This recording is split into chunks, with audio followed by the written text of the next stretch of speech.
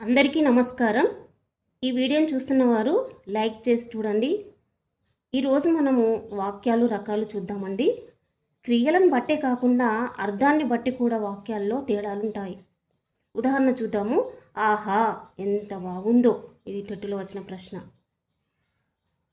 చేతులు కడుక్కో, మన రాష్ట్ర రాజధాని ఏది? పై వాక్యాలు ఒక్కో భావాన్ని సూచిస్తున్నాయి. మరి అది ఎట్లా చూద్దాం. ఆహా, ఎంత బాగుందో. ఇది ఆశ్చర్యానికి సంబంధించిన అర్థాన్ని తెలియజేస్తుంది. ఆశ్చర్యార్థాన్ని తెలియజేసే వాక్యం ఆశ్చర్యార్థక వాక్యం.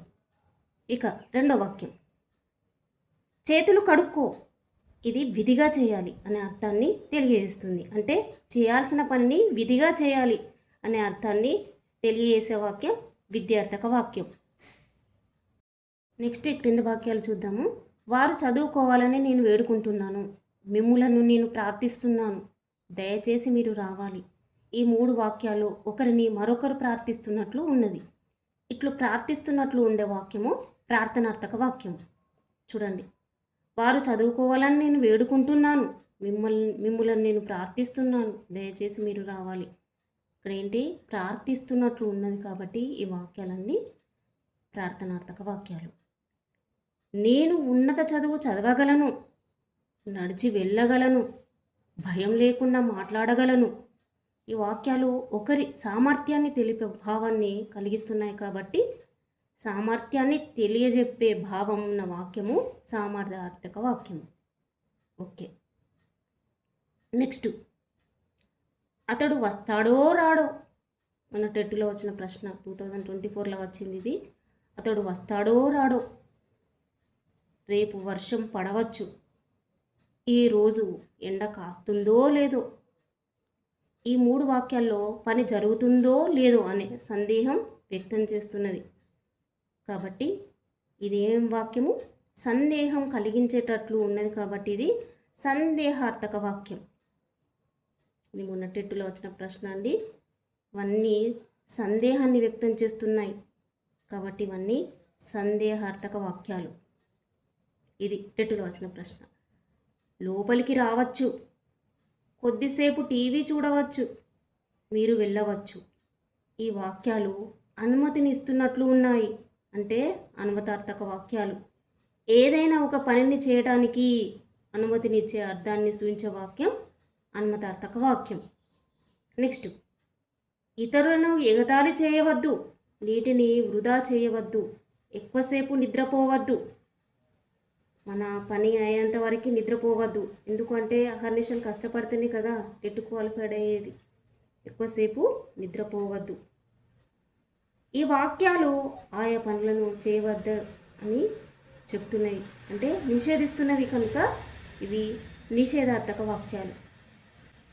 ఒక పనిని చేయవద్దని నిషేధించే అర్థాన్ని సూచించే వాక్యాన్ని నిషేధార్థక వాక్యం అంటారు. నెక్స్ట్, ఈ క్రింది వాక్యాలను చదవండి. అవి అవసరమైన చోట తగిన విరామ చిహ్నాలు ఉంచండి. అవి ఏ రకమైన వాక్యాలు గుర్తించండి. ఇవి ఏ రకమైన వాక్యాలో మనం చూద్దామండి ఇప్పుడు. అట్లా అనుకోకండి అనేది ప్రార్థనార్థక వాక్యం. అట్లా అనుకోకండి అనేది ప్రార్థనార్థక వాక్యం. నేను చెప్పింది విన్నారో లేదో సందేహార్థక వాక్యం. ఈ సంవత్సరం వర్షాలు పడతాయో లేదో సందేహార్థక వాక్యం. ఇది మొన్న టెట్టులో అడిగిన ప్రశ్న అండి. మీరెప్పుడైనా రావచ్చు అనుమతార్థక వాక్యం. అనుమతి లేకుండా లోనికి రావద్దు నిషేధార్థక వాక్యం. మీరు భోజనానికి వెళ్ళవచ్చు అనుమతార్థక వాక్యం. అబ్బా, ఎంత వర్షం కురిసింది ఆశ్చర్యార్థక వాక్యం. మనసు పెట్టి వినండి విద్యార్థక వాక్యం. ఓకే అండి. ప్రీవియస్ వీడియోలో గ్రాండ్ టెస్టులు, కవి పరిచయాలు, శతకవులు, పద్యము, ప్రశ్నలు, ప్రీవియస్ పేపర్స్, గద్యం, ప్రశ్నలు, పాఠం, ప్రక్రియలు, సందులు, పద విజ్ఞానంలో అర్థాలు, నానార్థాలు, పర్యాయ పదాలు, జాతీయాలు, సామెతలు, తెలంగాణ పదాలు, విశేషాంశాలు, ఉత్పత్తి అర్థాలు ఉన్నాయండి. అవన్నీ ప్రీవియస్ ఇయర్ టెట్ డిఎస్సిలో వచ్చిన ప్రశ్నలతో ఎక్స్ప్లెనేషన్ ఇస్తూ చెప్పాను. ఓకే, చూడని వారు ఉంటే చూడండి.